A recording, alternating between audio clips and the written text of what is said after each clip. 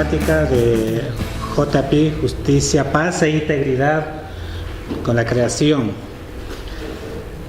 Bien, la dinámica de trabajo que vamos a realizar es, bueno, en la Biblia encontramos un conjunto de muchos textos para poder reflexionar, pero me voy a centrar en un código, en dos pares de textos para esta tarde, que son prácticamente como los que tienen el código genético o la matriz, hablemos así, de la reflexión que ustedes están realizando en estos días, de la reflexión nueva que está haciendo la Iglesia a partir de manera más directa y fuerte, a partir del magisterio de Juan Pablo II, un poquito con Pablo VI, hasta estos momentos.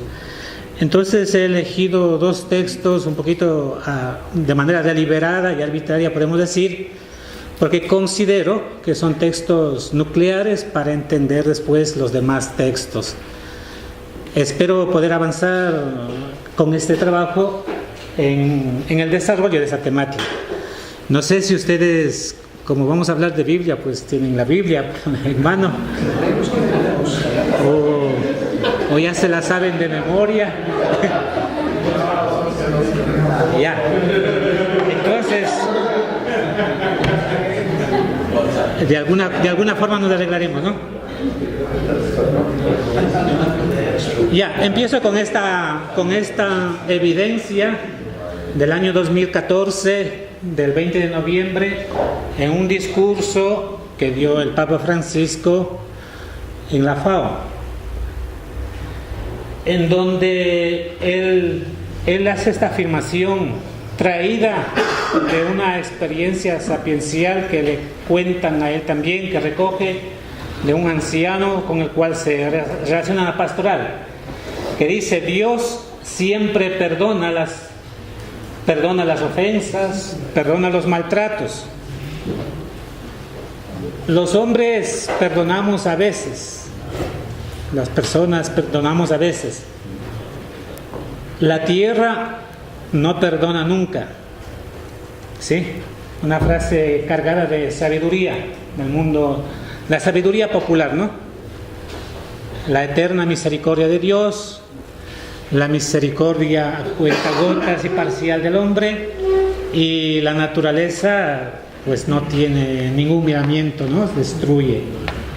Entonces, ante esta realidad, yo he copiado prácticamente lo que pero esto lo voy a leer al final para que tenga sentido, si no ahorita ya nos va a leer muchos textos, muchas palabras, sino esto lo pienso leer más bien al final para poder entender el sentido de la propuesta del magisterio de la Iglesia en este sentido. Bien, ¿por qué la Sagrada Escritura, en este documento último sobre la Sagrada Escritura, que es la Verbum Domini en el 108, la Verbum Domini tiene un principio fundamental que es entender la analogía de la revelación? ¿Qué es esto de la analogía de la revelación? Es pues no simplemente decir que la revelación de Dios está en la Biblia, que la revelación de Dios está en el magisterio, en la tradición de la Iglesia, sino que la revelación de Dios sigue manifestándose en la historia, en la cultura, en el diálogo interreligioso. Sigue manifestándose esta revelación de Dios de manera contundente. Se sigue manifestando incluso, como pone el texto en el numeral 108, Sagrada Escritura y medio ambiente, en el cuidado de este mundo creado. Y textualmente, bueno, he cogido solamente una partecita porque el momento o el artículo es un poquito extenso. ¿Por qué la palabra de Dios nos tiene que ayudar en esta reflexión, en esta retroalimentación, en buscar los principios básicos de nuestro comportamiento moral y nuestro comportamiento ético? Porque a la final, como todos sabemos, detrás de esta gran crisis ecológica está la gran crisis de la humanidad, está la gran crisis moral, la gran crisis ética y la gran crisis espiritual. ¿Por qué miramos hacia la palabra de Dios para encontrar sentido, razón, para resignificar pues todo este trabajo que se está haciendo en el mundo de recuperar nuestra casa. Y dice, acoger la palabra de Dios, atestiguar en la Sagrada Escritura y en la tradición viva de la Iglesia, da lugar a un nuevo modo de ver las cosas, promoviendo una ecología auténtica que tiene su raíz más profunda en la obediencia de la fe, desarrollando una renovada sensibilidad teológica sobre la bondad de todas las cosas creadas en Cristo. Ojalá con la Sagrada Escritura, yendo a la palabra de Dios, podamos ponernos los anteojos, poder tener la mirada de Dios cuando hizo el mundo, poder tener el corazón de Dios para cuando vio que el hombre falló al proyecto de Dios. Esa es la idea. Si vamos a la Sagrada Escritura, si la Iglesia, si el sentir común de la vida cristiana, de la teología y del magisterio de la Iglesia, es decir, que detrás de la crisis ecológica, de la destrucción de este mundo sin precedentes, es la gran crisis de espiritualidad, la gran crisis ética o la crisis de la humanidad, entonces es llamado a revestirnos de este hombre nuevo que nos pide el texto bíblico. Entonces, la Sagrada Escritura, que es palabra de Dios y palabra humana, como palabra de Dios, pues aceptamos con el presupuesto y la obediencia de nuestra fe que Dios nos está hablando, y con nuestra capacidad, con nuestra interacción, con nuestro trabajo, con nuestras destrezas en cada uno de nuestros trabajos, vamos descubriendo esta voluntad de Dios respecto a este mundo en el que vivimos. Dicho esto como introducción, como decía ¿Cuál es el documento? Verbum Domini. Está al revés. Verbum Domini. Verbum Domini. Verbum Domini, 108. Sí, ese documento del año 2010.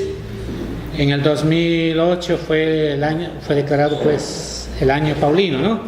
Y con esa ocasión se dio el gran sínodo de los obispos europeos y se trató esta temática de la Sagrada Escritura en la vida y misión de la Iglesia. Es riquísimo, es bellísimo este documento. Ojalá pues algún momento tengamos acceso. Y curiosamente, en un documento que tiene que hablar full de Biblia, nos pone un largo apartado, Sagrada Escritura y medio ambiente. ¿Qué quiere decir esto, directa o indirectamente? No es una indirecta, es una directa que nos dice que la revelación de Dios se hace a través de la creación. Así es que si cuidamos una Biblia, si cuidamos la liturgia, si cuidamos nuestros templos, si nos preocupamos del pobre tantísimo, si nos preocupamos de los enfermos, de todo el tipo de pastoral que lleva la Iglesia, la pastoral social, pues nos quedamos sin escenario, sin lugar en donde hacer toda esta pastoral, si esta plataforma, si esta casa no está bien, que es la tierra, ¿no? Así es que, bueno, los santos padres, y sobre todo también hay los teólogos franciscanos hablan de la creación como el de Stephen Day, ¿no? Ya, la Biblia abierta, ¿no?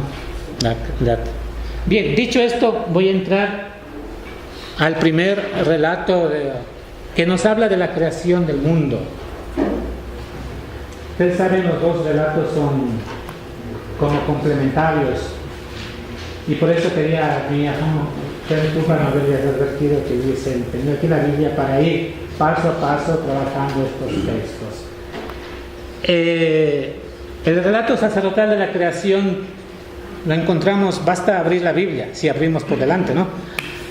Génesis 1 hasta el capítulo 2, versículo 4a.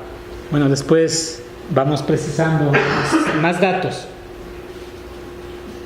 Bueno, he tomado, todos ustedes conocen, casi la mayoría de quienes han estado en Roma y han visto esta pintura patrimonio de la humanidad, ¿sí? Y si no, pues ya algún día han de ir, no sé, nadie sabe, ¿no? Entonces quizá con todo lo que analicemos después del texto también podamos encontrar sentido a este cuadro de Miguel Ángel del 1515, ¿no? Que está en la Capilla Sixtina. se sospechan algo, ¿no? El Padre Dios, Adán pegado a la tierra y el Padre Dios abrazado a una mujer, a Eva, que todavía no sale de Dios. Esa que parece nube aquí, rojo, es pues la capacidad que Dios va a dar al hombre, la inteligencia, la sabiduría divina que va a transmitir por la fuerza de su contacto con el hombre, ¿no? Eso parece una masa encefálica. Bueno, pasemos a lo que me toca. No soy entendido en el arte, pero bueno, alguna cosa. Antes de comenzar a analizar el texto, vamos a hacer unos datos generales, ¿no? Unos datos breves sobre el texto. Ustedes cuando iban, los que vienen de fuera, han venido de Ecuador, pues han entrado a internet para ver más o menos datos generales. ¿Dónde está el Ecuador, no? No se vayan a ir al África. O cómo es Ecuador. Datos generales. Sí, que hace mucho frío. Aquí no, aquí es un paraíso, aquí en este lugar. Frío es en Quito. Contexto histórico. ¿Cuándo se dio este texto? Este texto más o menos responde a una realidad que se dio en el año 587 al 527 antes de Cristo. ¿Qué sucedió en aquella época? Israel está en el exilio de Babilonia. Había perdido todas sus instituciones nacionales. Imagínense en un país que pierde a sus, no se perdería mayor cosa, ¿no?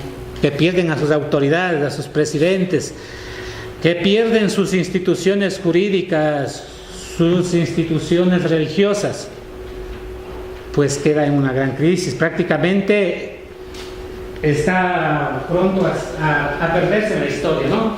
Entonces Israel había ido al destierro a Babilonia. Experimenta una fuerte crisis de identidad como pueblo, y en medio de esta gran crisis de identidad, al perder todas sus instituciones, también está la famosa crisis teológica o la gran crisis de fe que a todos en algún momento de la vida nos agarra. Esa crisis de fe con el simple razonamiento: ¿por qué nuestro Dios, que había hecho con nosotros la alianza sinaítica, la alianza davídica, la alianza bilateral, la alianza en donde Dios se comprometía a sacar a Israel adelante, a hacer que Israel sea inexpugnable, que sea invencible, ahora vienen los babilonios, vienen Nabucodonosor, también con sus divinidades? Todo el mundo tenía sus dioses, y resulta que los dioses babilonios, o los dioses de los asirios, o los dioses de los griegos, de los persas más adelante, o los dioses de los griegos más adelante, o de los romanos, o los dioses de hoy, los dioses paganos, hablemos así, son más poderosos, son dioses más modernos que el Dios de Israel. Entonces, ¿qué hacemos aquí? Entonces, esa es una gran crisis de esa fe antigua, de esa teología antigua que se hace añicos allá en el destierro de Babilonia. Israel tiene que recrearse necesariamente allá en Babilonia para poder subsistir. Ezequiel será uno de los grandes personajes del exilio. Será el profeta que crea la utopía de una comunidad cúltica, de una comunidad sin territorio, de una comunidad basada solamente en la observancia de la ley, de una alianza en donde la ley está escrita en el corazón. Invita a Israel a pensar, para salir de la crisis, a crear esta utopía. Entonces, esta es la crisis de fe en la que se encuentra Israel en el destierro de Babilonia. Y la redacción propiamente del texto se da hacia el año 450, con la vuelta del destierro de estos tres grandes personajes, Esdras, Nehemías y Zorobabel. Ahí se da la redacción de este texto. Entonces, ustedes pueden valorar que este texto de el relato sacerdotal responde a ese, es un texto tan bellamente poético, tan bellamente escrito y estructurado, que parece que no fue escrito en ese contexto. Para que veamos, saquemos una conclusión, que de las realidades más difíciles, que de las realidades más duras, se puede traer a la historia, se puede traer a la cultura piezas de literatura, realidades nuevas, realidades importantes para la humanidad. La característica literaria de este texto es un texto extremadamente ordenado, esquemático. Este texto está escrito en una semana de 7 días, entre que la obra de la creación se da en los 6 días y el 7º está para el descanso, para el Shabbat.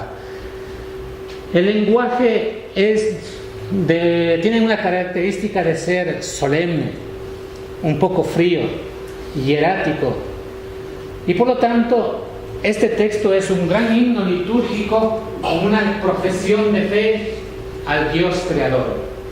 ¿Sí? Se va haciendo una confesión de fe en Dios creador y se va enumerando las obras de Dios en 6 días. ¿Cuál es la propuesta teológica de este relato? Resaltar la trascendencia y la universalidad de Dios. La trascendencia de Dios, porque Él todo lo hace con la fuerza, todo lo crea con la fuerza de su palabra eficaz. Y Dios dijo y se hizo, y era bueno. Es decir, la palabra de Dios, este Dios para poner el énfasis en este Dios trascendente, está este texto sacerdotal, y para hablar de la universalidad de Dios. También este texto, como perspectiva teológica, tiene la creación del mundo con la fuerza de su palabra creadora, salvadora y santificadora. Y a su vez, como ya me he adelantado a decir, que este texto nos habla de una confesión de fe en Dios creador, superando al Dios de la historia, superando esta confesión de fe en el Dios de Abraham, en el Dios de Isaac, en el Dios de Jacob, que era la profesión de fe típica que se encuentra en los libros históricos y en los libros proféticos del preexilio. Siempre se confiesa la fe en el Dios de Abraham, en el Dios de Isaac, en el Dios de Jacob, es decir, en el Dios de la historia.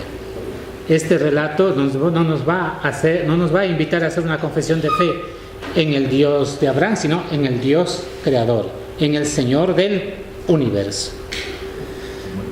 Dicho esto, vamos por demostrarles un poquito. Este texto sacerdotal está formado de esta manera. Los primeros 2 versículos con el último sirven como un marco, sirven como introducción y conclusión. Se introduce poniendo una situación tan caótica que no hay vida para después ir describiendo la vida que se va dando. Una introducción nos habla de la actividad creadora de Dios y concluye el día 7º con una conclusión diciendo: esta fue la historia del cielo y de la tierra. Luego aparece el primer día, que está muy relacionado con el 4º día: aparición de la luz y aparición de los astros. 2 veces como que se crea al sol y a la luna, pero ya después pasamos a explicar.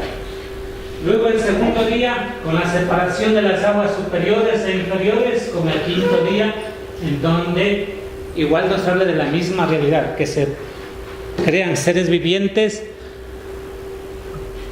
animales que pueblan el cielo y el mar. Y el 3er día, que está en relación con el 6º día: separación del mar y de la tierra, formación de animales terrestres y el hombre. Ahorita no me voy a poner a explicar todo este tinglado de cosas, simplemente voy a pasar a ver que en este texto podemos encontrar temas o conceptos importantes que nos habla de la creación, para lo que estamos en este momento, para poder extraer significado, para poder extraer algún contenido teológico. Propuestas conceptuales. El relato sacerdotal empieza de una manera solemne, diciendo: al principio creó Dios el cielo y la tierra. Es como el título de la obra. Al decir cielo y tierra, es un merismo, es una expresión polar, como para decir, creó todo, ¿sí? El cielo y la tierra. La expresión típica de la creación es utilizar como sujeto, con este término muy propio que tiene solamente a Dios por sujeto, que es el Bereshit. Dios creó. Para cuando el hombre ejecuta una actividad no se utiliza esta palabra, este verbo crear, Bereshit, sino otro verbo llamado yasar. Este texto del inicio, como hemos dicho antes, es un texto inclusivo que sirve como introducción, que está relacionado con los últimos versículos del relato. Ya les he dicho el término bara, el verbo bara, que indica creación, y el término bereshit, que quiere decir en el hebreo en el principio, tiene dos valores. El valor de temporalidad, decimos, cuando comienza, ¿sí? El valor temporal. Y en el principio, bereshit también significa fundamento. Es decir, cuando nosotros leemos en la Biblia, en el principio creó Dios el cielo y la tierra, no nos está hablando de un momento de tiempo en el que empieza la historia, sino que la obra creada tiene como fundamento, como principio, a Dios. ¿Sí? Quizás nosotros cuando leemos este texto siempre nos va la mente, la interpretación a decir, nos está hablando de tiempo en el principio. Sino, leyendo el hebreo, tenemos que está hablando de que todo lo que va a narrar el relato sacerdotal tiene como fundamento, como principio, a Dios. ¿Sí? Entonces, cuando decimos este hombre sí tiene principios, no quiere decir que tiene comienzo y tiene fin, ¿no? Sino cuando decimos este hombre o esta persona tiene principio, ¿qué queremos decir? Que tiene valor, que tiene un fundamento. Entonces, cuando dice en el principio, Dios es ese fundamento de la obra de la creación. Y de esta manera se dispone ya el escenario de la historia que nos va a contar, que es el cielo y la tierra. Curiosamente, los temas conceptuales que encontramos en este relato sacerdotal, por eso decía, Biblia, que ustedes me encontraran por 10 veces el texto bíblico del relato sacerdotal aparece la expresión. ¿Qué expresión? Dios dijo Dios. Y dijo Dios. O lo que dice, díjoles Dios, entonces dijo Dios, los bendijo Dios diciendo. 10 veces.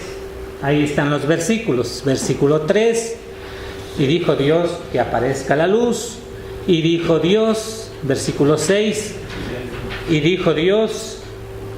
Sería de ver qué es lo que dice en cada uno de estos versículos, ¿no? Si van a contar las 10 veces. Ahora, yo ahorita no me voy a poner a leer las 10 veces. ¿Cuál es el significado? De que temáticamente aparezca 10 veces esta expresión, esta alusión a la palabra de Dios. La palabra se dice en hebreo con el término dabar, palabra, el plural de barim. Por eso, a este texto también se le conoce como el texto de los devarim de Dios, el texto de la palabra de Dios. Pero también, curiosamente, al decálogo que está en el libro del Éxodo, también se le conoce como a esos textos también se le conoce como el texto de los devarim de Dios. Es decir, Dios crea el mundo, hace el mundo con 10 palabras. O sea, saca la nada, describe, pone en la historia todos los elementos de la naturaleza con la fuerza de las 10 palabras. ¿El decálogo qué son? 10 palabras. El decálogo está también para expresar esa fuerza creadora de Dios para crear al pueblo de Israel. De tal forma que la ley ya no tiene esta connotación de carga, esta connotación de que nosotros haremos lo posible por eludir la ley, o que nos ponemos a la defensiva ante la ley, sino que la ley en el mundo de la Biblia es un don, porque las palabras que fueron dichas en la creación fue para hacer algo para el hombre. ¿Sí? Los devarim del relato sacerdotal son palabras para crear algo como un don para el hombre. Y la ley dada por Dios en el Decálogo para Israel, cuando Israel es un pueblo libre, es un don para que Israel pueda conservarse y pueda mantenerse libre. Porque cuando Israel estuvo en la esclavitud de Egipto, no era sujeto de un regalo, no era sujeto de recibir la ley. Puede recibir la ley cuando es un pueblo libre. Así es que esta relación conceptual tenemos de los 10 decires de Dios, de las 10 palabras de Dios que encontramos en el relato sacerdotal, conectados con la ley. El uno que crea el mundo majestuoso, y las palabras de la ley que crean la humanidad, de Israel, que crean al pueblo de Israel. Y nosotros nos podemos preguntar, y yo con los mandamientos, que también son 10, ¿cómo los entiendo? En calidad de don, en calidad de un crédito, una garantía para nuestra libertad, o sentimos que también es una ley al estilo de la ley civil que buscamos a veces eludir. No sé, queda para pensar. También en este relato sacerdotal encontramos estos elementos. La creación es descrita como un hacer de Dios. Dios nos habla haciendo. Dios no nos habla solamente diciendo, sino Dios nos habla también haciendo. Y aquí encontramos estos versículos. Hizo el firmamento, hizo las grandes luminarias, hizo las bestias salvajes, hagamos al hombre, vio Dios cuando había hecho, y el día último vio todo cuanto había hecho.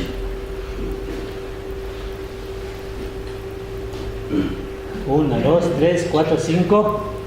Alguno me está contando. Aquí son, antes era 10. Ahora ¿cuántos son? 5. 6. El número, todo tiene su significado en esta situación. El 6 es el signo de la imperfección, que el mundo todavía no está concluido, porque el número 7 es el número que todo está terminado, que está el número de la plenitud. ¿Sí? Así que ahí tenemos tarea. Dios hizo, pero Dios trabaja 6 días, hablemos así, trabaja 6 días, no, 6 momentos en el texto. Nos corresponde después al hombre, le corresponde completar esta obra de Dios. Aquí podemos engancharnos a todo lo que ustedes están haciendo en estos días, ¿no? Completar, conservar, embellecer esta obra que Dios, garantizar para las futuras generaciones que haya un escenario para que tengamos un lugar, que las futuras generaciones tengan un lugar seguro, un lugar donde puedan disfrutar, donde puedan amar, donde puedan sufrir y donde puedan volver al polvo, como dice el segundo relato de la creación. Entonces aquí hay los 6 momentos de la creación, Dios haciendo. ¿Qué dice aquí? A mí, dentro de todo, cuando analizaba este texto en otros momentos, una de las cosas que me llamó mucho la atención al estudiar este texto y al reflexionarlo es que Dios crea dividiendo, poniendo a cada uno en su lugar. Como también la molécula, Sí, dividiendo. poniendo a cada uno en su lugar, valorando la diversidad y manteniendo la unidad. Dios crea las cosas haciendo que sean distintas. Estableció Dios separación entre luz y tinieblas. Imagínense si todo fuera tinieblas. En una noche oscura, una piedra oscura, un punto negro. No hay, o sea, no se puede distinguir nada, ¿no? Distinción entre luz y tinieblas. Separación de aguas del firmamento y aguas de la tierra, debajo del firmamento. Separación de las aguas debajo de los cielos, los mares y la tierra. Separación de las distintas clases de hierbas y frutos. Separación a través de las diferentes lumbreras, el sol, la luna y las estrellas, las estaciones, los años y los días. La separación de peces, aves según su especie. La separación de animales vivientes y la separación en el hombre, macho y hembra, ish e isha. ¿Sí? Prueben a reflexionar, a pensar la riqueza de este mensaje. No es la monotonía aburrida, no es que todos tengamos que pensar lo mismo, y esas confusiones, ¿no? No es que todo el mundo es solo flores o todo el mundo es solo valles. En nuestro mundo, pues la naturaleza tiene que ser variada, haber montañas, valles, haber, qué sé yo, peñas, haber desiertos, de todo. Pero ahí está la variedad.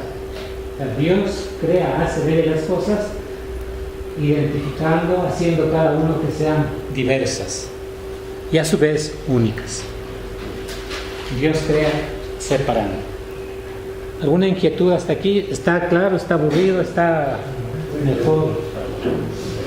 ¿Está cansado? Está muy bonito. No sé si mal cuando dijo que al decir 6 veces que Dios hizo, como que estuviera imperfecta o inconclusa la expresión. Inconclusa. No imperfecta. No imperfecto, inconclusa, que es distinto. Inconclusa. Aún no está terminado. El séptimo día es como que le corresponde a la persona humana que nos hace también creadores, Sí, partícipes. que somos partícipes de esa creación, que tenemos que cuidarla y así vamos también creando y recreando esa creación. Conservando, recreando. También me llama mucho la atención que la diversidad es de carácter divino, no tanto la monótona uniformidad. Eso me parece a mí hermoso porque muchas veces se ha leído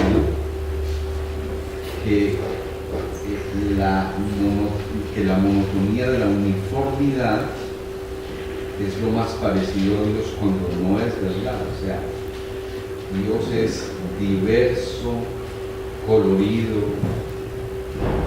es toda esta explosión de pluralidad.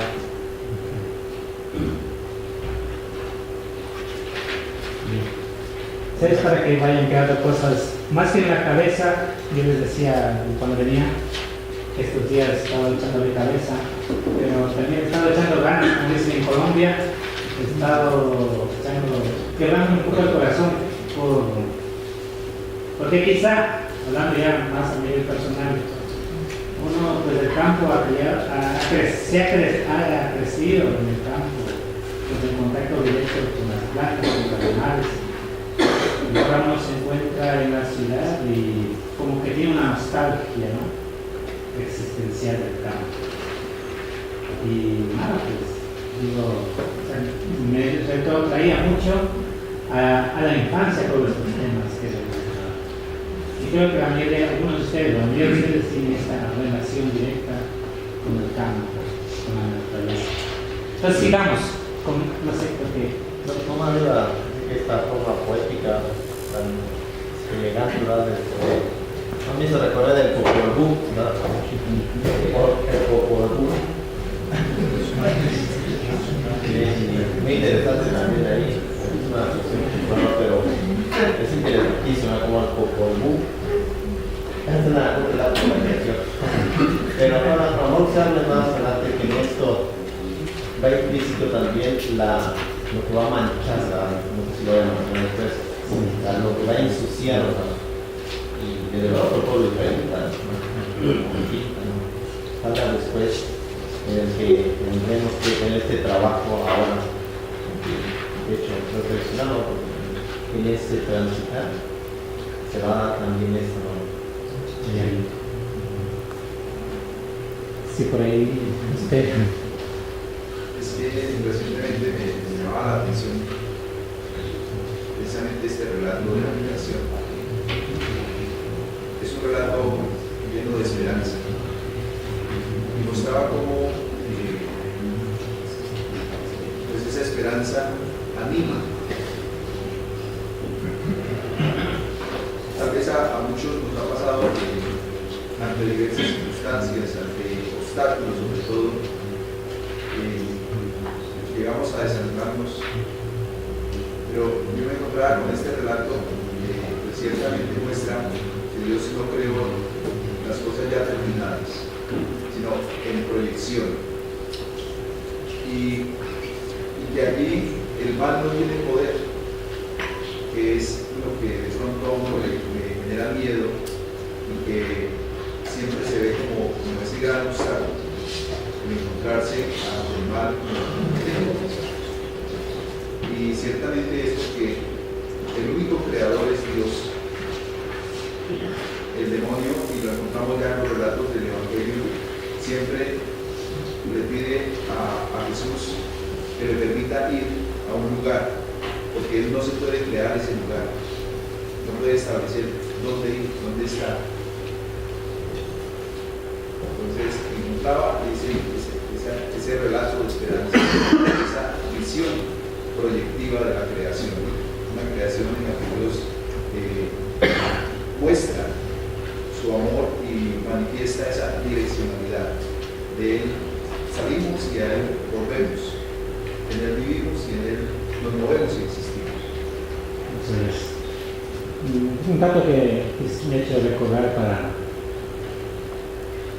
decirles que el relato sacerdotal o la teología sacerdotal tiene una carga de optimismo excepcional en el mundo de la Biblia. En la línea de Ezequiel, del capítulo 40 a 48 de Ezequiel, en donde encontramos la famosa Torá de Ezequiel, y con un gran optimismo va describiendo el nuevo templo, el nuevo pueblo de Dios.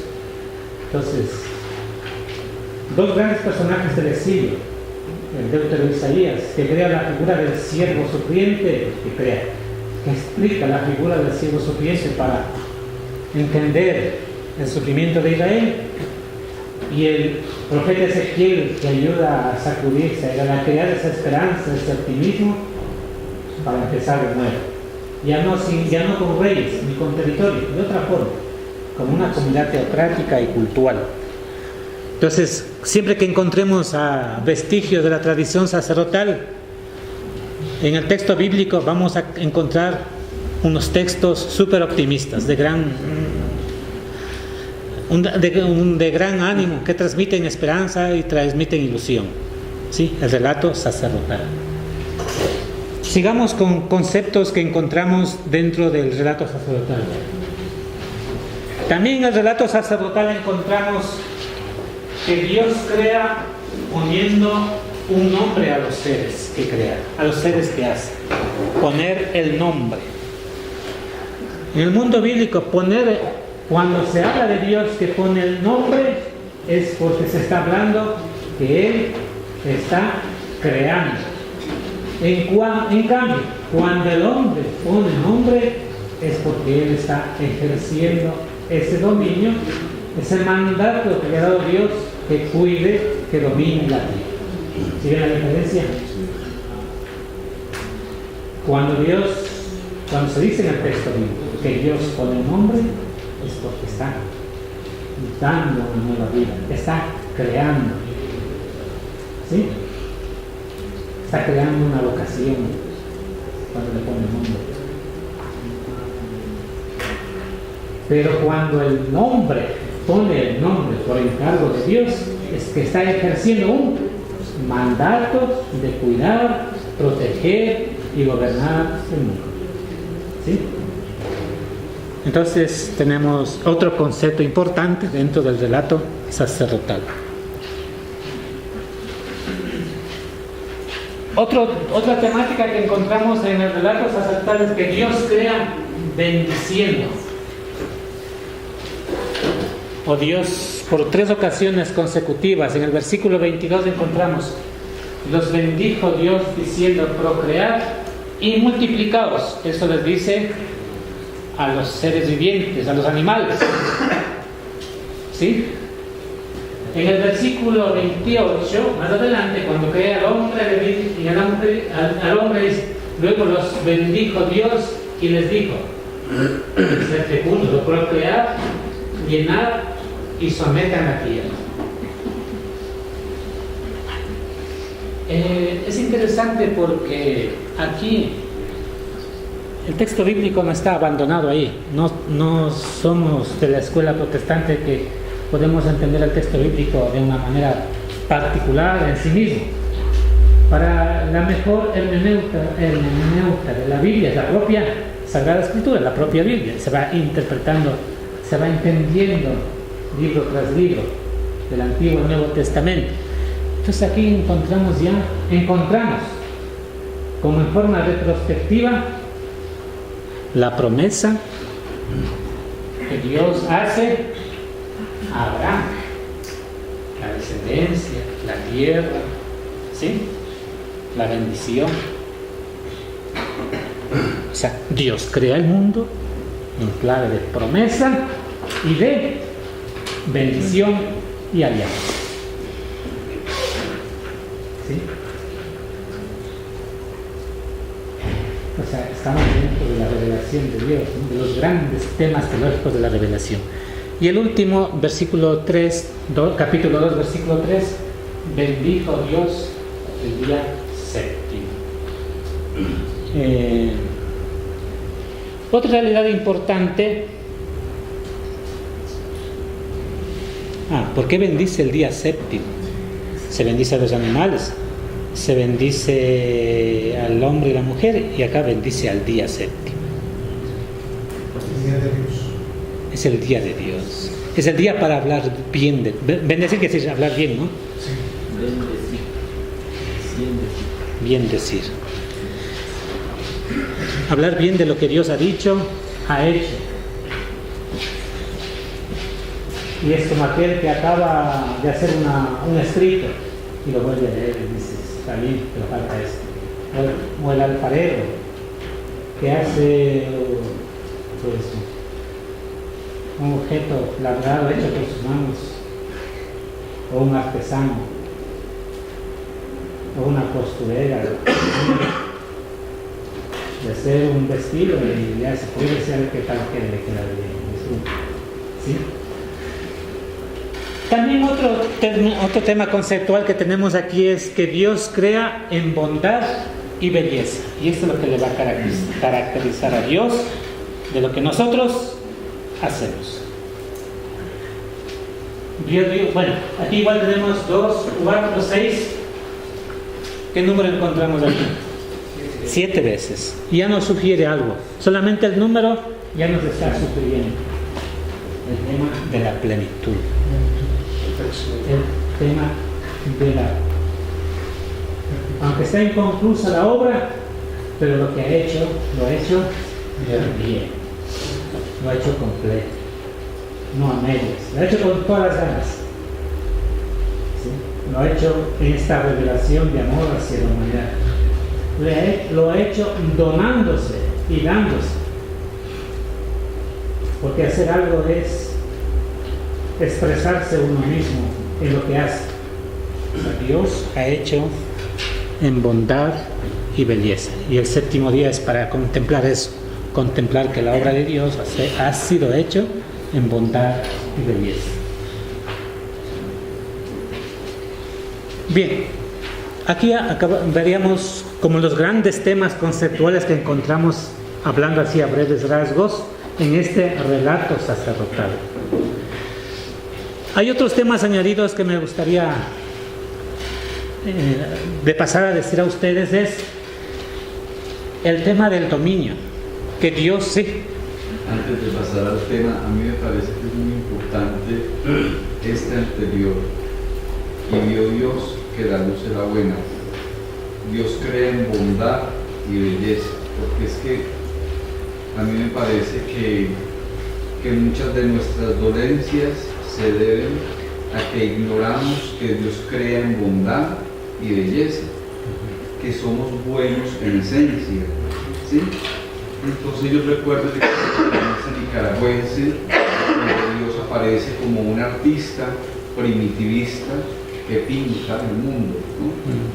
Que pinta el mundo bellamente, y es un artista primitivista, no es un artista abstracto, sino concreto, ¿no?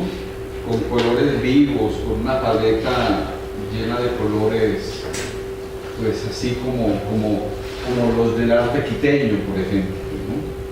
O sea, a mí me parece que el franciscanismo tiene mucho que ver con esto, ¿no? Con salud, y Dios que era bueno, con salud y con belleza, porque el franciscanismo embellece lo que toca. Los dos grandes temas de la teología franciscana, ¿no?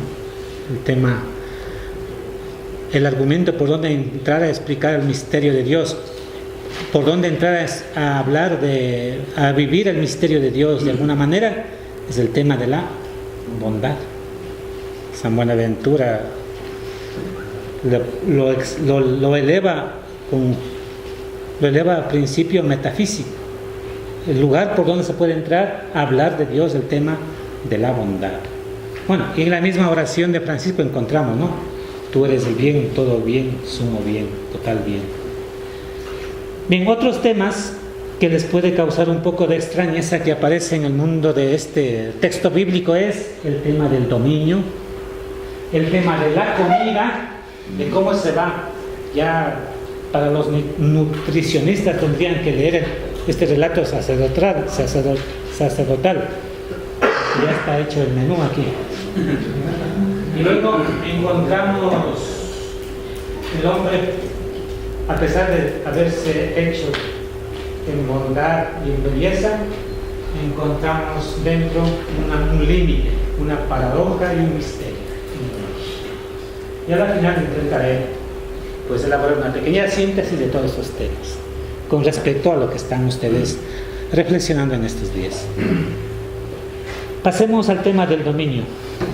Dios a los animales les dice: crezcan, multiplíquense y llenen la tierra, pero no les dice dominen la tierra. Solo al hombre le da ese atributo, y ese atributo le viene de estos dos términos, seden y demudo, que quiere decir imagen, porque el hombre es creado a imagen y semejanza de Dios. En esos términos no se hagan rompecabezas, porque por más que lo quieren buscar dos sentidos, a la final parecen sinónimos, imagen y semejanza. La imagen es algo,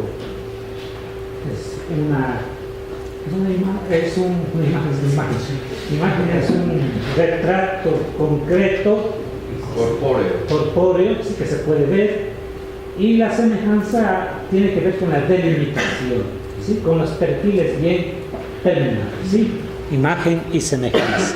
Entonces, de esta realidad de ser semejante a Dios, le viene esta capacidad de dominio sobre el resto de las obras de Dios, ¿sí? Ahora, ¿Cuál es la característica de este dominio que tiene el hombre? No es propio ese poder que tiene el hombre. Ese poder que tiene el hombre ha sido entregado por Dios como mandato, como encargo. Y ahí está el equilibrio que debe mantener el hombre para no confundirse con el poder. ¿Sí? Ya sospechan a lo que me refiero. Si no está lúcido, si no tiene el discernimiento espiritual, hablemos así, o la inteligencia, lo que sea, va a pensar que es Dios él. No es Dios. Tiene poder, sí, pero es criatura. Y ahí nos encontramos, es un encargo que tiene. Y ahí nos encontramos con un límite, con una paradoja. Puede dominar, como decimos aquí, pero encargadito más. Aquí utilizamos mucho los diminutivos aquí en nuestro país. Decimos la comidita, el juguito, digo encargado, sí, encargadito nomás. Sí. Prestadita. Sí. Otra realidad que encontramos es que tiene que gobernar los peces, las aves y los animales de la tierra. No dice que tiene que dominar, porque ahí dice macho y hembra les creó. No habla de dominar a la mujer ni al hombre, porque el término hombre es una idea más de concepto, ¿no? Y el dominio del hombre está enmarcado en la bendición y la promesa, la fecundidad, la descendencia y gobierno. Es decir, este dominio que tiene el hombre es como una forma de participar en la obra de Dios que aún está inconclusa. Ese sería un poquito el tema del dominio. Ahora veamos el tema de la comida. Que esta ha sido mal interpretado por casi toda la historia, ¿no? Que la creación ha sido dada a nosotros para dominar, quiere decir explotar según nuestras necesidades.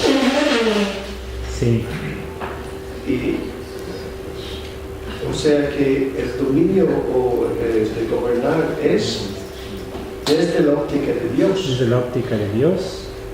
Y no desde lo que solo de lo que queramos hacer nosotros.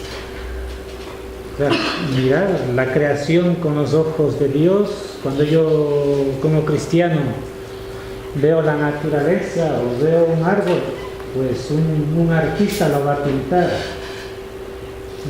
al árbol, ¿no? Un carpintero dice qué lindas piezas voy a sacar de ahí para hacer una buena mesa, unas buenas columnas.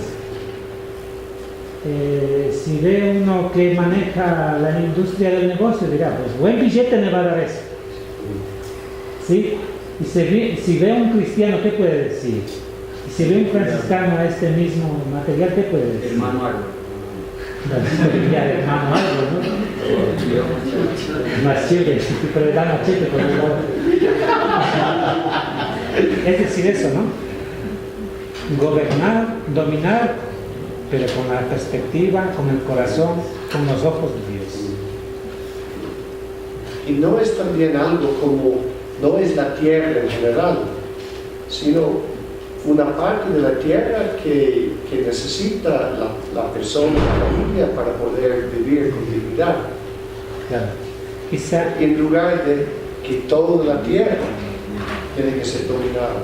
sí. Sí, la parte que uno tiene necesidad para poder Vivir. vivir. Correcto. Eso es lo que presentimos y eso es lo que vemos en el texto, analizando así como con más cuidado y con más tiempo como están haciendo ahora, ¿no? Estamos haciendo ahora. Porque si no leemos de una al texto, decimos, sí, la Biblia mismo dice que explotemos y que dominemos de una manera indiscriminada hasta llegar al colmo de la destrucción del planeta.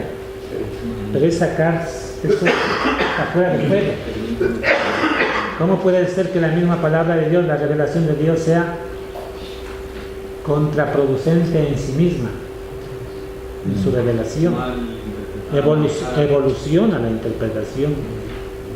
Sí, Es que según esta visión, la creación es inconclusa, aún no está terminada. El ser humano es parte de la creación. Significa que también el ser humano no está terminado. Pero nosotros para estamos nada evolucionando. Pero sí, hermano. Estamos evolucionando también. Y quizás, yo a veces lo pienso así, ¿verdad?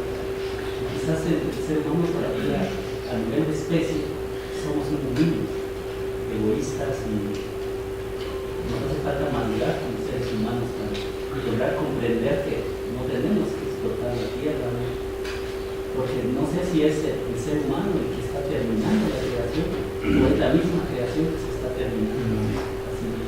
O sea, es como una certeza tan grande que tiene la tradición y el magisterio de la Iglesia, como comencé diciendo, ¿no? Que detrás de la gran crisis ecológica y la destrucción del mundo, lo que dice Juan Pablo II, lo ha repetido en Benedicto XVI, está la gran crisis moral, la gran crisis ética o espiritual también, y la gran crisis de la humanidad. O sea, los ingresos, como decía usted, detrás de una destrucción de los proyectos a gran escala, de lo que sea, está mezclado los intereses.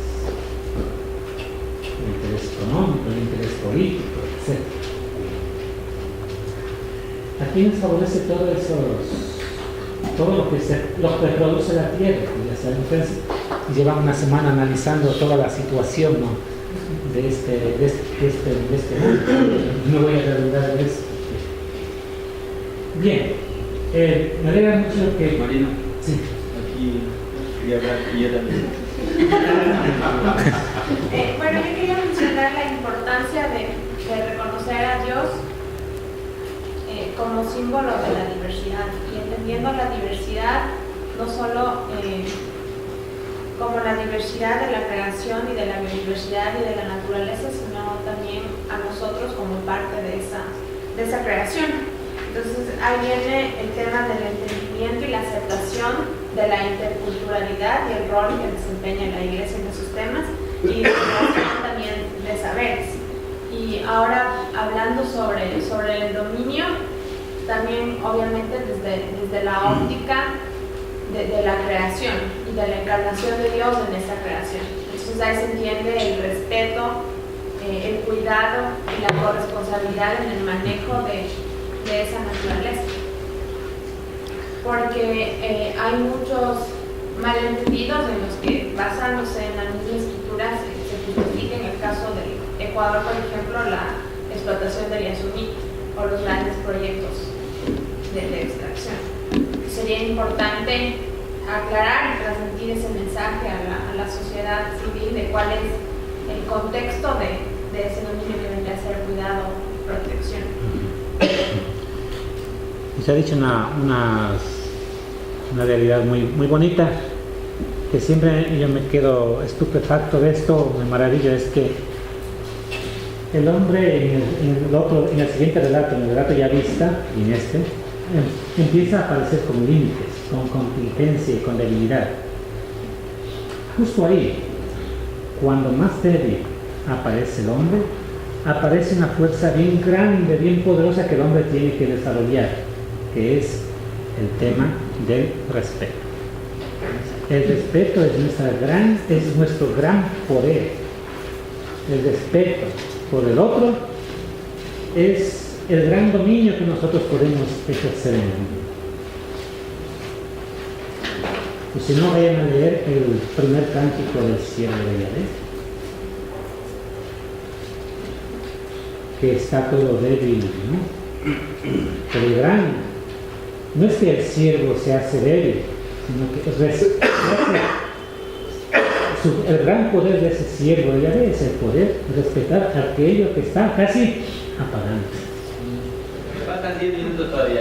En el relato sacerdotal, curiosamente, Dios se preocupa hasta de lo más, digamos, se preocupa de algo que parece a nosotros como que en la palabra de Dios se anda preocupando en un texto tan importante, tan sacro, de algo tan pagano como es la comida. Pero ya les digo la razón, ¿por qué la belleza de este detalle, de que Dios esté preocupado de qué es lo que va a comer el hombre? El hombre va a comer de lo que Dios produce. En la tierra es don de Dios, y lo que produce la tierra son plantas. La tierra no produce animales, produce plantas.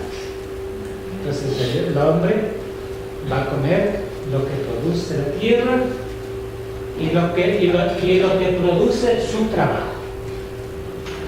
¿Sí? El que el hombre pueda comer hierba, ¿qué quiere decir? Que no va a atentar, que no va a sacrificar a otro ser de la creación para él vivir. ¿Sí? No va a matar a un cuy, no va a matar a alguien. ¿Sí? Como la mayoría íbamos por la vía de la prensa, y hoy está de moda, ¿no? Esta época, bueno, ya creo que acabó, ya está en vega. Se ve a un lado y otro las camionetas con cangrejos, ¿no? Y los pobres ahí están como medio agonizando. Y le digo, pues, conversando ahí con quien iba, le digo, que sacaran una vez que esto ya, cuando nosotros vamos a comer, que esté ya muerto, porque pensar que estos animales tienen tanta agonía desde que les capturan en el manglar, los atan, los traen aquí y están padeciendo en el sol.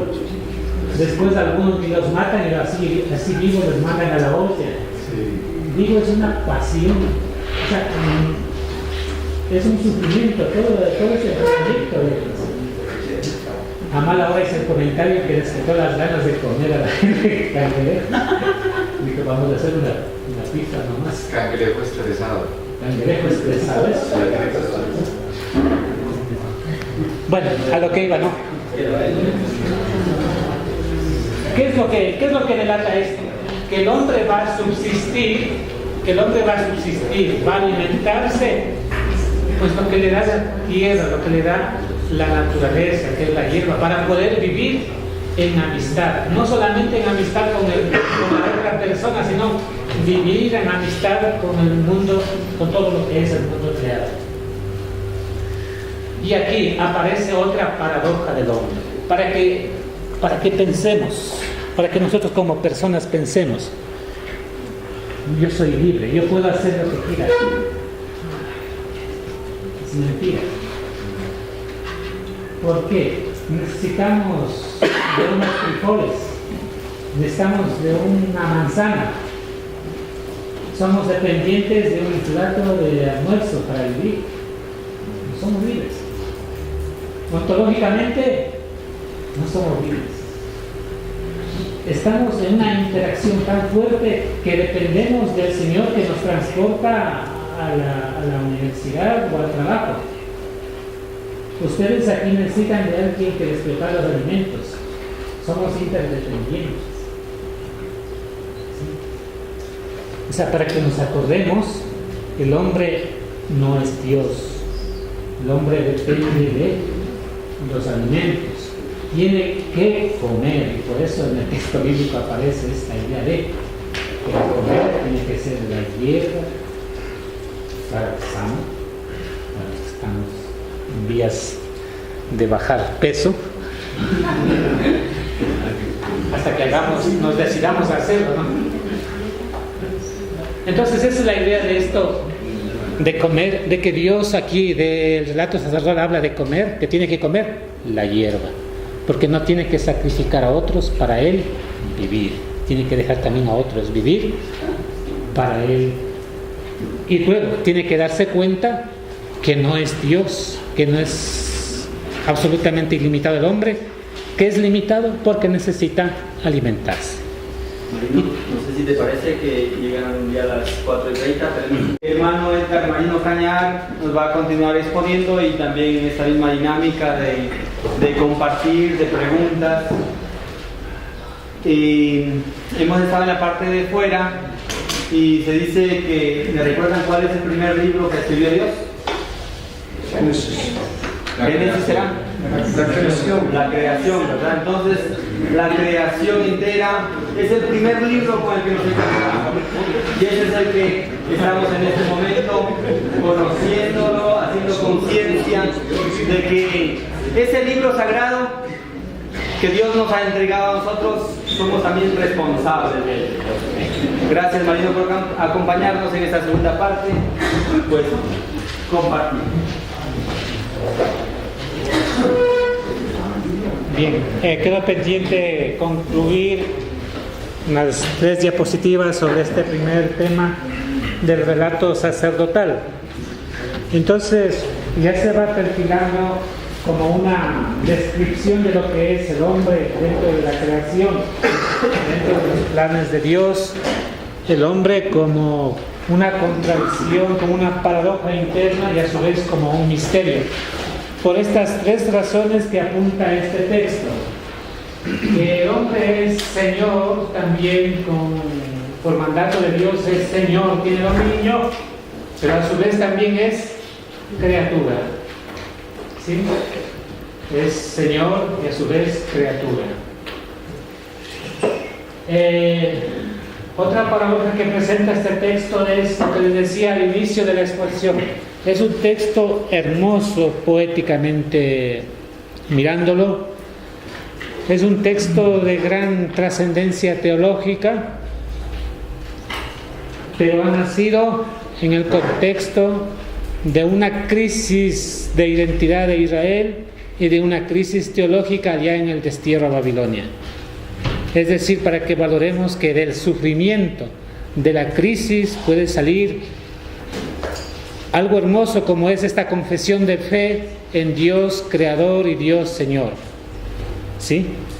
Así es que los momentos de caos que puede haber en la vida, los momentos difíciles, bien reciclados, bien entendidos, pueden ser momentos de gran fecundidad y de gran producción moral, espiritual y humana.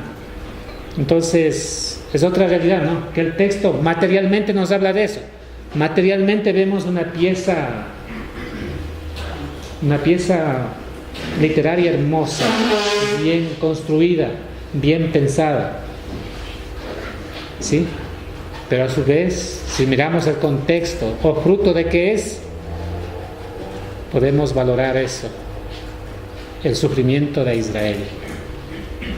Las grandes confesiones, las grandes percepciones de Dios han venido en el pueblo de Israel de estos grandes momentos de crisis, como es el Éxodo, allá en la esclavitud en Egipto, y ahora el destierro a Babilonia.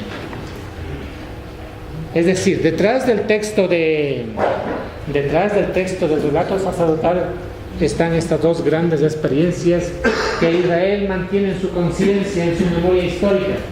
Es la esclavitud en Egipto y el destierro en Babilonia. O sea, no es que yo me esté inventando este dato. Detrás de esta conciencia histórica del escritor sacerdotal optimista 100%, están 2 grandes contextos de dolor, de muerte y de destrucción, como es, por repetir, ¿no? La esclavitud en Egipto y el destierro a Babilonia. Es otra paradoja, ¿sí?, de la experiencia humana. Otra realidad que aquí aparece en el texto apenas es culmen, es el ser humano, el hombre es creado, es el último ser viviente que se crea, es el culmen de la obra de la creación. En este desarrollo de distintos seres, de distintas realidades que Dios va creando, el hombre aparece como el último que es creado. Pero, contradictoriamente, es el ser que es el último, el ser creado, pero no es en el séptimo día, sino en el sexto día. Y aquí nos introduce el dato de la contingencia, del límite, de la contradicción, para que el hombre se ubique en calidad no de Dios, sino de criatura. Perdón, cuando San Pablo dice que la creación, el texto bíblico dice que la persona está gimiendo, es por esa misma mala administración. Sí. La revelación ya de Dios, la revelación del texto bíblico en la carta a los romanos, pues aquí estás como en la carta Pablo a los colosenses, en Efesios, pues ya San Pablo lee de una manera más completa que en el plan salvífico de Dios, pues cuenta como primer escenario la creación reunida en Cristo, ¿sí? Y el sueño del profeta del Nuevo Testamento, Apocalipsis, sueña con este texto primordial en el capítulo 21 del Apocalipsis, cielos nuevos y tierra nueva. Sí, así se cierra el círculo, ¿no?, de esta visión teológica de la revelación bíblica. Solo un dato ahí, porque se está diciendo mucho que crea al hombre, pero sí, está bien, pero creo que en el hebreo, cuando dice crea al varón y después a la varona, porque sí está en la Biblia, pero en el hebreo él crea a humano, crea la humanidad. Sí, vamos a, gracias. En el siguiente relato vamos a precisar esta terminología. Adán, de dónde proviene, con qué está relacionado este nombre de Adán, ¿sí? Gracias. Sí. Y estas serían las tres grandes paradojas, esos tres misterios que aparecen dentro de la descripción del ser humano en este texto sacerdotal. Bueno, me he atrevido a hacer conclusiones, porque este ejercicio sería para que, pues el texto bíblico es inagotable, ¿no? Yo digo, me he atrevido a hacer conclusiones tan mal dichas, porque el texto bíblico a cada uno nos podemos, de acuerdo a nuestra sensibilidad, a nuestra experiencia de fe, al momento que vivimos, a lo que en este momento nos hemos dejado sugerir por el mensaje del texto bíblico, que entre comillas no lo hemos leído, solamente lo estamos escuchando de forma parcial. Otra cosa será que ustedes se sientan, lo lean con todos estos datos, lo reflexionen, con todos los datos que ustedes pues traten de generar una nueva conciencia, una nueva sensibilidad. Ese es el propósito del texto, ¿no? Sensibilizarnos, ¿sí? Hacer que estemos tan sensibles, tan tocados al corazón y la mente que podamos entrar en cordialidad en esta relación de sapiencial, de armonía con Dios, con el mundo, con nosotros mismos. Entonces, las conclusiones que nos pueden ayudar, es mi sugerencia, ¿no? Podemos ir aumentando, enriqueciendo con el diálogo en los grupos, en los trabajos personales. Entonces, aquí pido que me ayudes con la primera conclusión. Presupuesto de fe. El mundo creado, don de la sabiduría y del amor de Dios. Él hizo el escenario, decoró y proveyó todo para el hombre. De acuerdo, Dios crea, se revela, crea por su sabiduría y amor. Hace el escenario, cielo y tierra, luego lo va ornamentando, lo va creando para el hombre, ¿sí? Una primera visión de este texto. ¿Alguien más que me ayude con el... El hombre es un ser creado junto a los demás seres. Debe dominar, pero sin atentar a la vida, gobernar en amistad y respeto, pues todo ser viviente tiene dignidad. Ya, pensamos que solamente el hombre, el ser humano tiene dignidad. Todo ser viviente es objeto de dignidad, es sujeto de dignidad, perdón.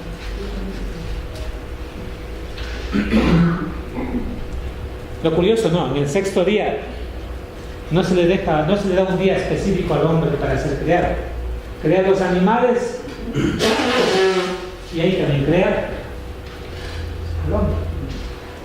Es una indirecta, ¿no? Sí. Muy bien. Una indirecta, muy directa, para que no nos creamos los únicos. Está dentro de él.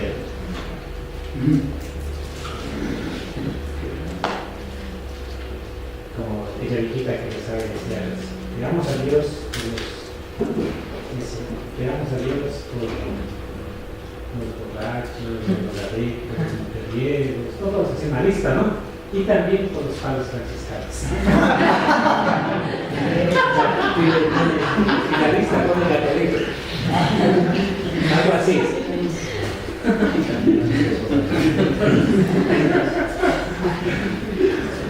Para experimentar la contingencia.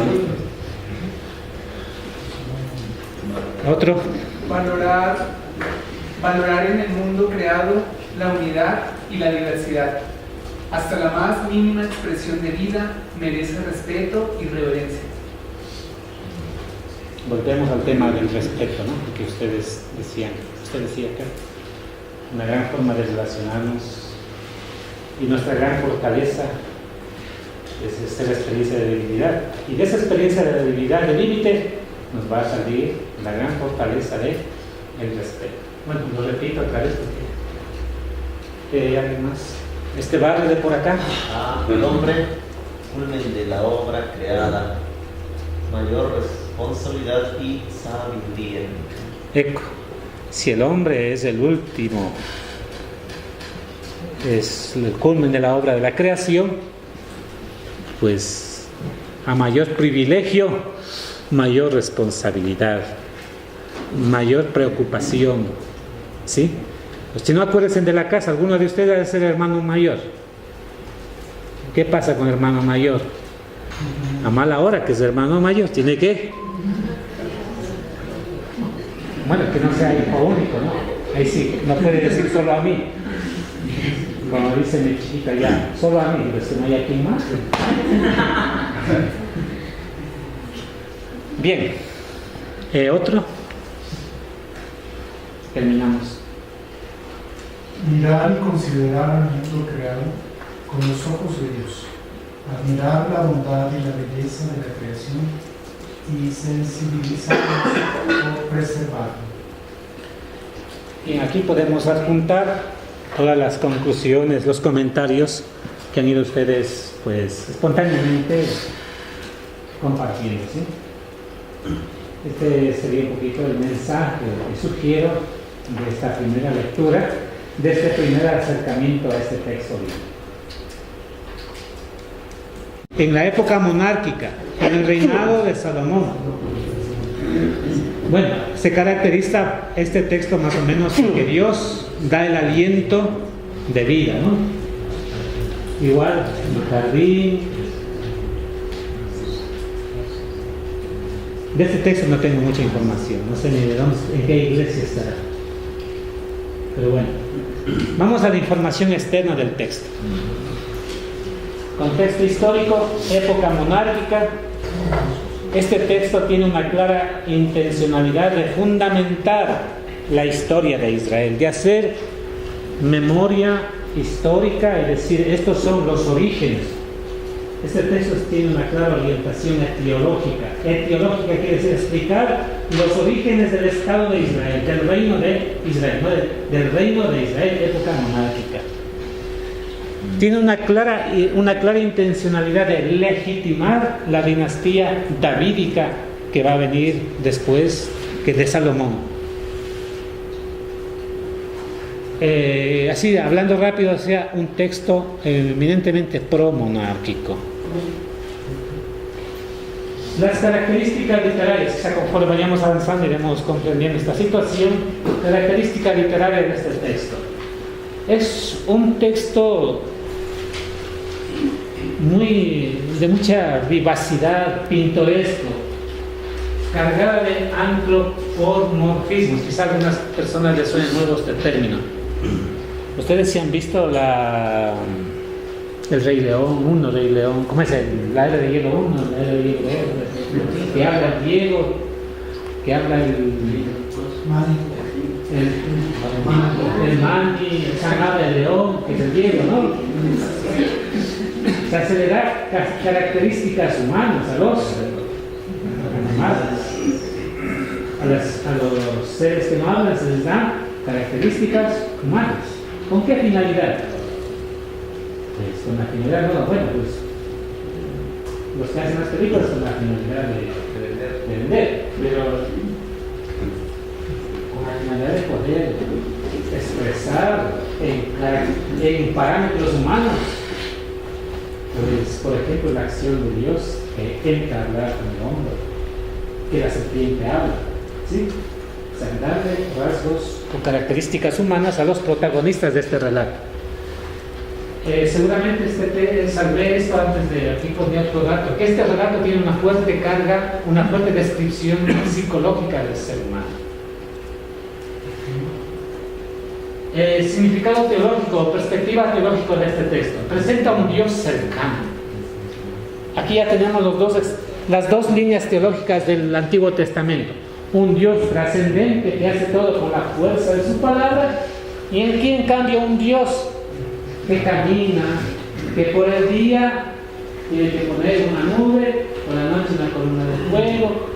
O sea, está cercano al pueblo, camina con nosotros. Es un Dios, según el lenguaje del pueblo primitivo, un Dios bueno, un Dios guerrero, un Dios pues que está junto a la historia de Israel. O sea, un Dios cercano.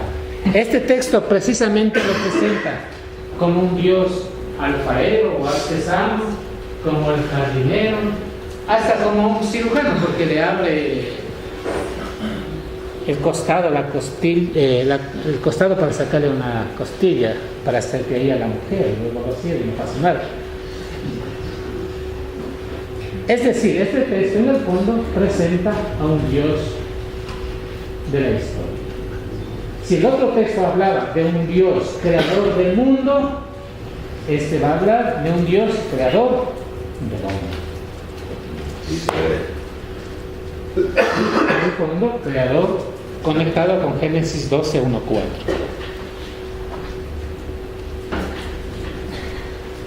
Y aquí no vamos, aquí en cambio es difícil, este texto como es más espontáneo, solamente lo podemos identificar. Este capítulo 2 podemos identificar 3 escenarios o 3 momentos importantes. Un primer momento en donde todo aparece desértico. El segundo momento en donde al hombre se le ubica desértico y se crea al hombre. En un segundo momento el jardín. Y un tercer momento la creación de la mujer. Dejando el capítulo 3 del Génesis para hablar del drama humano del pecado, el drama del paraíso. Entonces hay 3 escenarios, ¿sí? 3 escenarios. El primer escenario, la creación del hombre. El segundo escenario, el jardín del Edén. Y el tercer escenario, la creación de la mujer. Así se va moviendo este relato. Mientras que el otro era más complicado. Este en 3 momentos. En estos 3 momentos podemos valorar estos conceptos fundamentales en este. En primer lugar, el hombre del Génesis 2, 4b, 25, revelación de paradoja y misterio. En el relato sacerdotal, en el que vimos anteriormente, el hombre es la obra más maravillosa de la creación, pero es creado en el día sexto, signo de imperfección, pues que no se crea Dios, ¿no? Que es criatura. Y es el culmen de la obra de la creación, el hombre en el relato sacerdotal. Mientras que en el relato ya vista, el hombre es creado al inicio de la obra de la creación. Dios todo crea para él, pero primero crea al hombre. Es un ser viviente formado del polvo de la tierra. Apad min haramag, es decir, del polvo de la tierra. Bien, entonces, para simplificar, en el primer relato, crea al último como culmen, como lo mejor, hablamos así, pues lo entendemos. Y en el otro, se crea primero al hombre. Pero para crear primero al hombre, ¿cómo lo describe el diavista? Describe que no había cultivos, no había agua, etc. Vamos a... Aquí sí les voy a leer un ratito el texto para que vean. El único que ha traído Biblia. Cuando el Señor Dios hizo la tierra y el cielo, asimismo empieza con una tesis, crea el escenario, el cielo y la tierra. No había todavía en la tierra ningún arbusto, ni brotaba la hierba en el campo, porque el Señor Dios no había enviado aún la lluvia, el agua, el caos primordial, no había agua sobre la tierra, ni existía nadie que cultivase el suelo.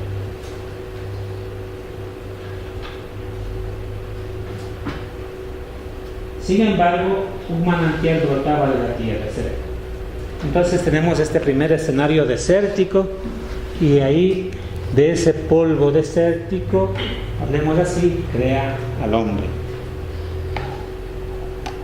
El siguiente concepto tenemos: el hombre creado es puesto en el jardín. El jardín, signo de bendición y fecundidad. ¿Por qué signo de bendición?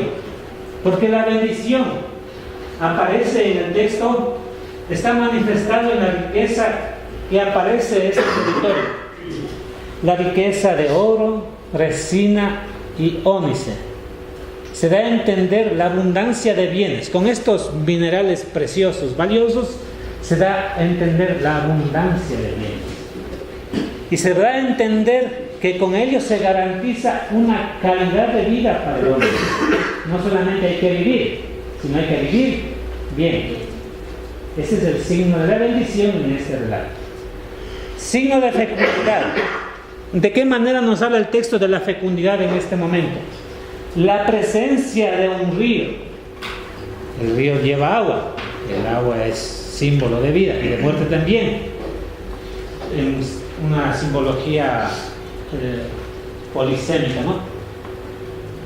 Este río tiene 4 brazos que cubre toda la región y hace fértil a toda la tierra.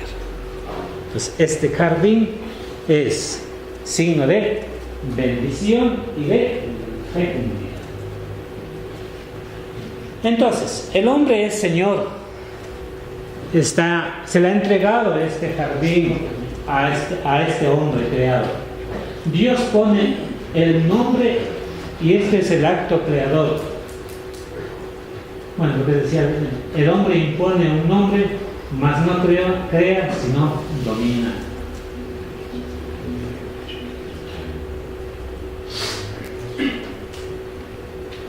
El origen del hombre, hecho de polvo, con lo cual nos está hablando de que es creado y por eso es Señor y a su vez es finito. El señorío del hombre le viene que Dios, ¿por qué? Dios le modela, le forma, le plasma y le da el aliento vital. ¿A dónde le sopló? ¿En la boca o en la nariz? En las nariz, sí tiene un significado, ¿no? Que por ahí respiramos, que por ahí vivimos. Nosotros nos tapan la boca y la nariz, quedamos morados. ¿Sí? Oímos.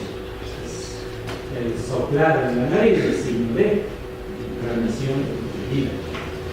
Entonces, de ahí le viene el concepto, de ahí le viene la tecnología del señorío, es formado, modelado, plasmado y además vivificado por Dios. Lo que no ha hecho con los animales, solo con el hombre. ¿De qué le viene la finitud al hombre? La finitud o la contingencia o límite. A Adán le forma de Aramaj. Aramaj es tierra. Luego, si fue hecho de la tierra, pues tiene esa misma consideración o ese mismo significado de lo que es la tierra.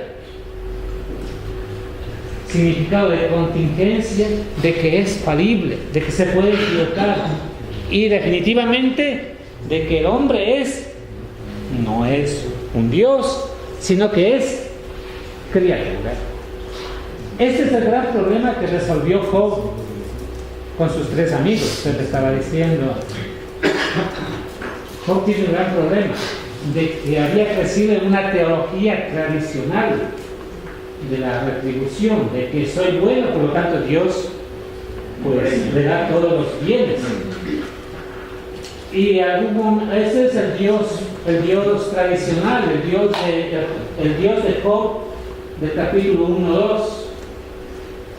Pero el capítulo 3 comienza a maldecir Job diciendo: maldito el día en que se ha concebido un varón.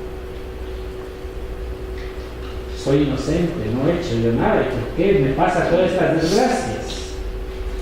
Que vienen los amigos, representantes de la teología tradicional de Israel, los amigos de Job, Elifaz, Bildad y Zofar, le vienen a tratar de convencer a Job de que algo ha de derecho Job, que es culpable, y por eso Dios le está castigando. Y en todo caso, de los se puede sacar bienes de otros argumentos teológicos que le daban a estos amigos.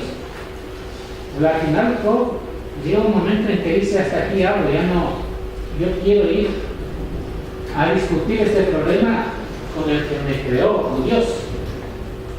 Y lanza un desafío a Dios para que le responda. Hasta aquí hablar, calle mi boca. Si quieres, responde. Tiene esa valentía, esa osadía a Dios de decirle a Dios que le responda. Y la forma como lo responde Dios es la gran teofanía de Dios, es que simplemente Dios le saca de paseo a Job y le hace ver el mundo real. Toda la teología de la creación. No es que le dan curso de teología, le hace ver.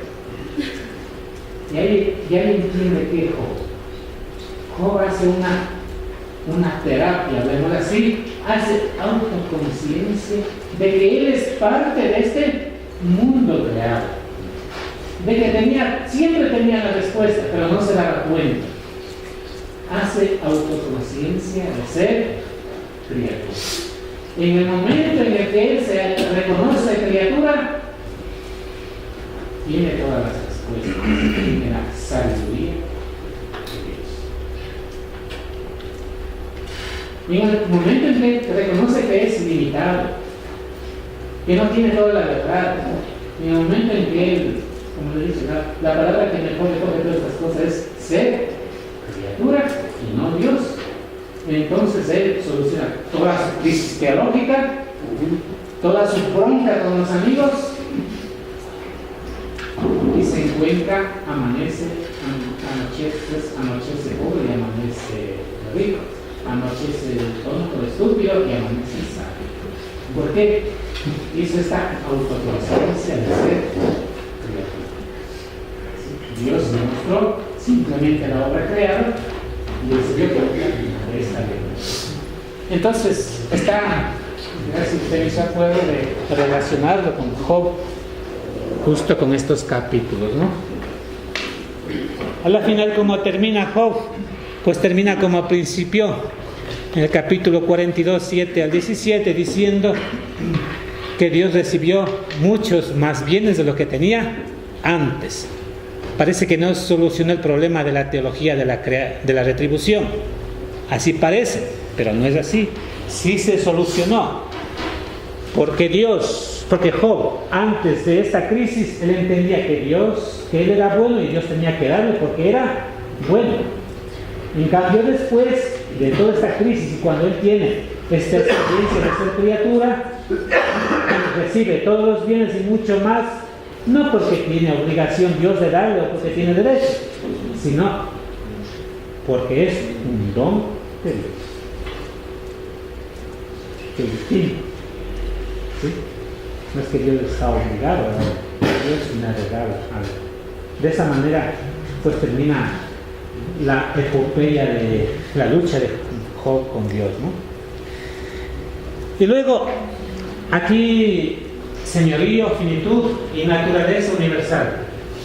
Aquí hay un dato que no está en la Biblia, pero sí está en la tradición rabínica, en donde se dice que el polvo, la tierra con el que Dios formó al hombre, según la tradición rabínica, fue tomado de los 4 puntos cardinales de la tierra.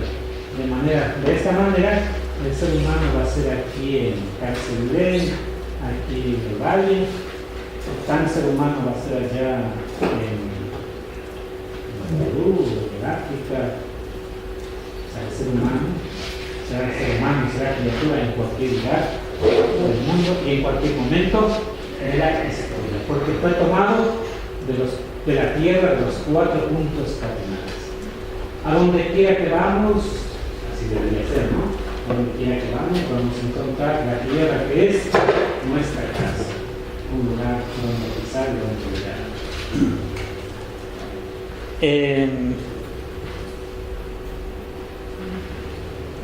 El hombre, un ser libre y sujeto moral. Aquí tenemos el tema de la libertad, que ustedes estaban. Adán, y copiado prácticamente el texto.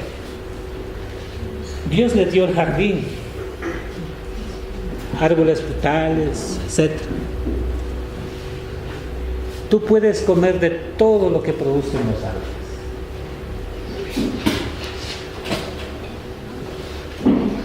Pero hay una responsabilidad, pero menos del árbol del conocimiento del bien y del mal.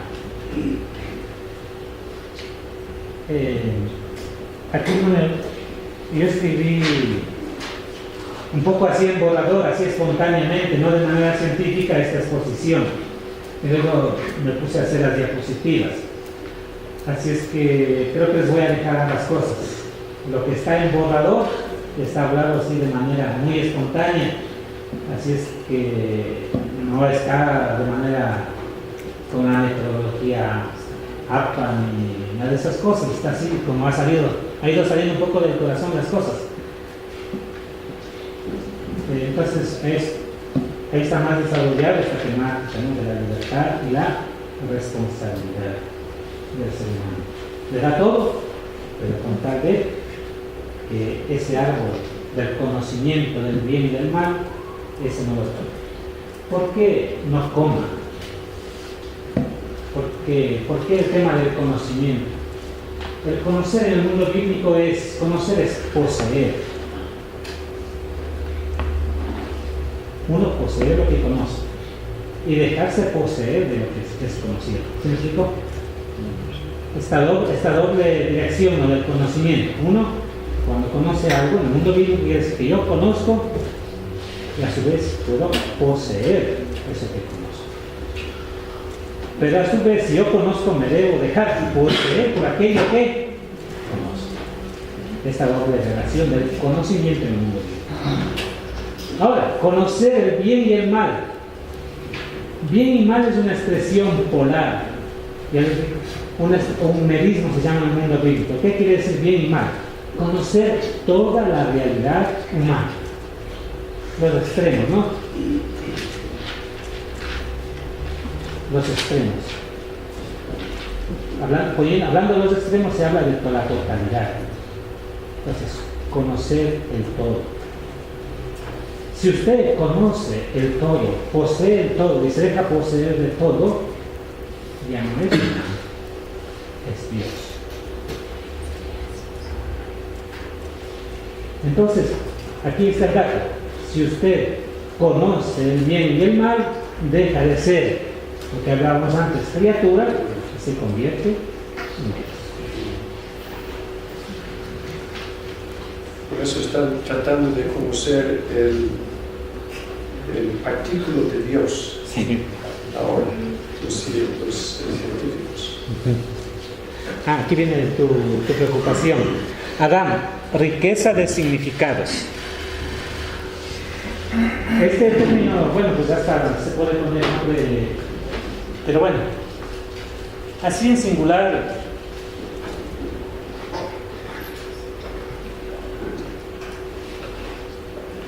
Para nosotros es un poco complicado en nuestras lenguas latinas pasar del singular al plural del hebreo. a veces aparece con Adán, ¿sí? A veces, a mí lo más justo me parece ponerlo como está ahí, Adán, porque en el hebreo termina con la M, con la letra M, hablamos así. Entonces, está en singular y nos trata y se refiere, es un término abstracto, un singular que significa, hace mención a toda la realidad humana, al género humano, ¿sí? Hace referencia al género humano. Ahora, con una connotación individual, ese Adán pertenece al género humano, ¿sí? Con esta connotación individual. Ahora, con una connotación colectiva, este Adán es representante de toda la humanidad. Y también, a nivel ya abstracto, este Adán sería un nombre genérico sin distinción de género, ni hombre ni mujer, ¿sí? Es un concepto, digamos, abstracto, filosófico, hablamos así, Adán, es decir, la humanidad. Así es que estas 4 matizaciones podemos hacer de este término Adán, esta riqueza de significados. Después, para hacer una distinción de esto, viene lo que tenemos acá. En este texto hay otro concepto importante que es la alteridad. Macho y hembra creó. Aquí voy a pedir la ayuda, igual que no están mucho para leer. Empecemos. El hombre solo puede ser comprendido cuando se comprende que es macho y hembra. Ya, este Adán pasa a ser Isha, Ish e Isha. Es varón y varón. Ya, sigamos. El hombre no ha llegado a ser la creación definitiva. No conviene que el hombre esté solo. En el relato anterior decía, él hizo al hombre y vio que era bueno. En cambio aquí dice, no conviene que el hombre esté solo. Como que hay una deficiencia, ¿no? Le dio todo, puso nombre a todos los seres. Pero está solo. Porque no hay esta relación de alteridad. Vamos a ver más adelante. Sigamos. Dios unió a la humanidad, Adán, y a partir de esta creó a la mujer, es decir, a la alteridad hombre-mujer. El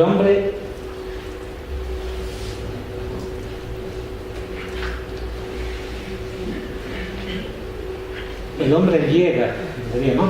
El hombre llega a la creación plena cuando habla por primera vez y reconoce la alteridad. Esta sí es carne de mi carne y huesos de mis huesos. Es la primera palabra del hombre, del ser humano. Cuando ve a la mujer, tiene ganas de hablar. Cuando reconoce a la otra persona, cuando reconoce a la mujer, se habla, se expresa, se identifica y llega a tener conciencia de ser varón. No solamente Adán, un hombre genérico, sino un hombre específico, un hombre, mujer.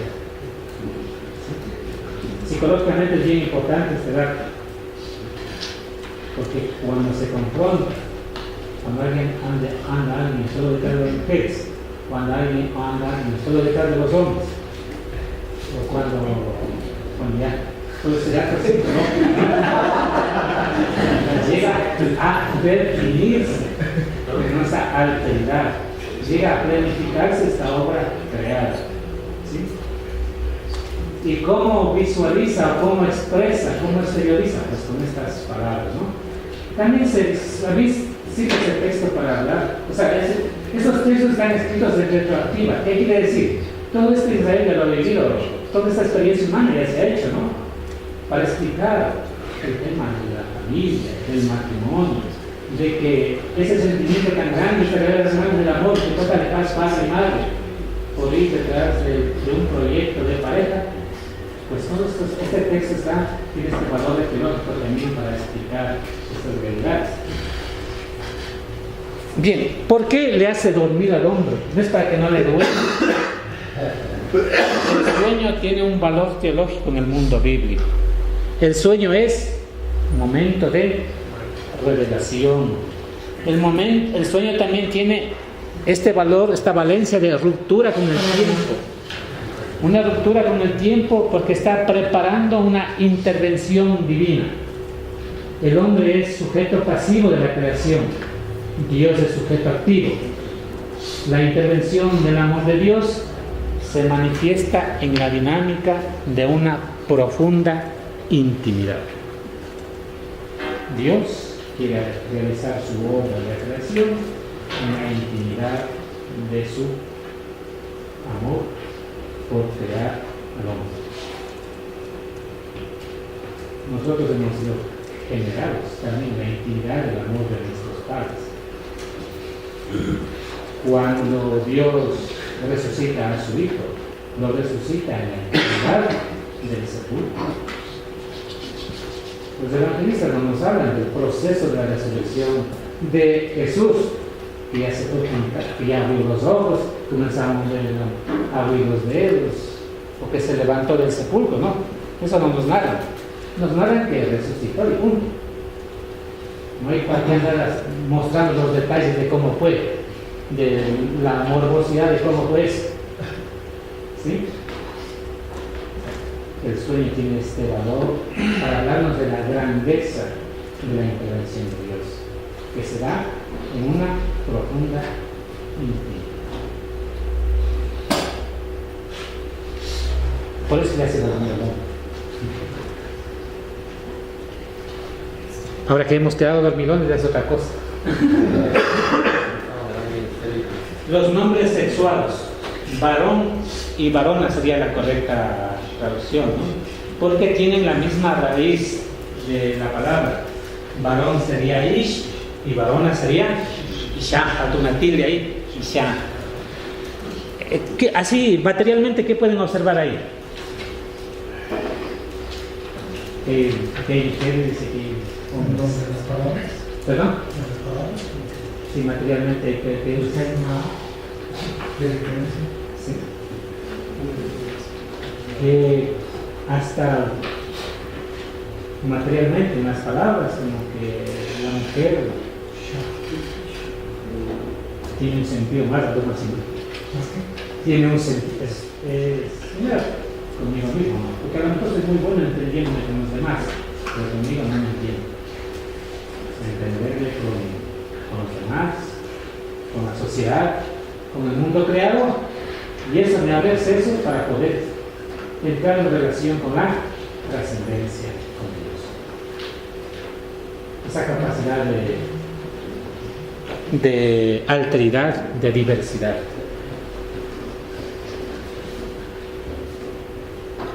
Estaban desnudos pero no sentían vergüenza.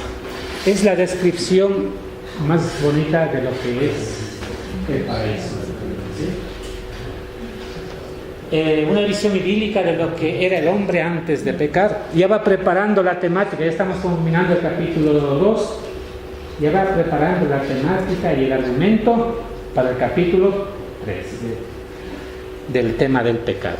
Visión idílica de lo que era el hombre antes de pecar, o de un mundo sin pecado. Una persona en las mejores relaciones consigo mismo, con Dios, con el prójimo, con la tierra y los animales. La armonía universal. Este es el hombre que Dios quiso y que adelante el pecado destrozó. Y finalmente, mirando desde otra perspectiva, menos antropológica, sino histórica, este relato y a vista de la creación es una parábola para hablarnos de la historia de Israel. Una parábola, un ejemplo, una composición que entre líneas nos está hablando de la historia de Israel hecha en 4 momentos teológicos importantes: creación, pecado, castigo, y nos falta promesa de salvación. Las 4 grandes categorías de la historia de Israel son, repito, para eso pensar, repito, también creación, pecado, castigo y promesa de salvación. Y prácticamente, tanto en el capítulo 2 como en el capítulo 3, que casi no lo vamos a llegar a abordar, tenemos el final. Como Dios sacó a los hebreos de Egipto para crearse un pueblo, en Éxodo, crea al hombre sacándolo de la tierra, del desierto. Sí, de la no vida, saca al hombre que es vida. Como Dios conduce a su pueblo del desierto a la tierra que emana leche y miel, el jardín del Edén, le da y le pone en medio del jardín. Conduce al hombre de la Adamad o tierra esteparia en que lo había formado, al jardín del Edén. Como Dios da a su pueblo los preceptos en el Sinaí, impone al hombre, en Éxodo 20, impone al hombre el precepto de no comer del árbol de la ciencia, del bien y del mal. Como el hombre prevarica, transgrediendo los mandatos sinaíticos, el hombre transgredirá el veto concerniente al árbol. Estamos forzando el texto. Detrás de este texto hay una historia que debe ser entendida en categorías antropológicas.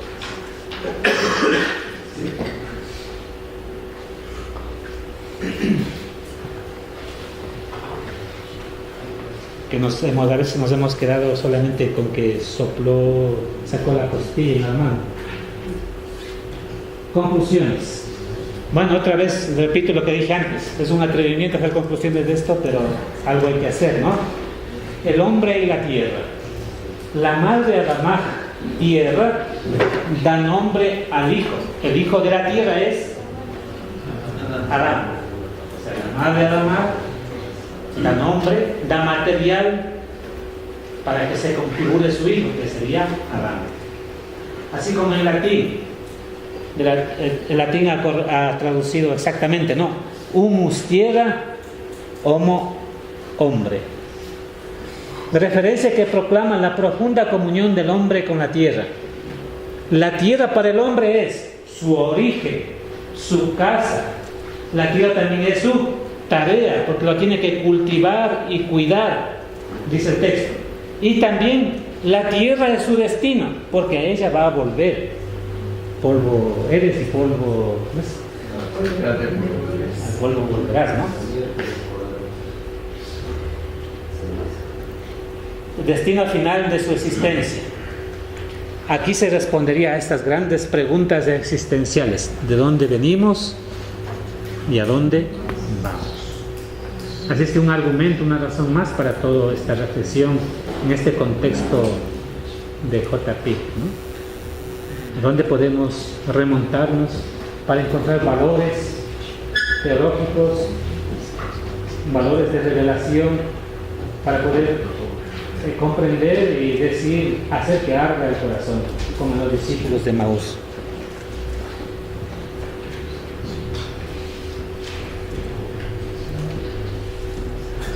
El conocer el bien y el mal. Conocer implica disponer o experimentar. En una palabra, poseer. Bien y mal indica no una parcela del saber, lo que es bueno o malo moralmente, sino la totalidad del conocer, poseer. Si se conoce el bien y el mal, su fruto, su consecuencia sería, por tanto, tener la marca de la divinidad, es ser Dios.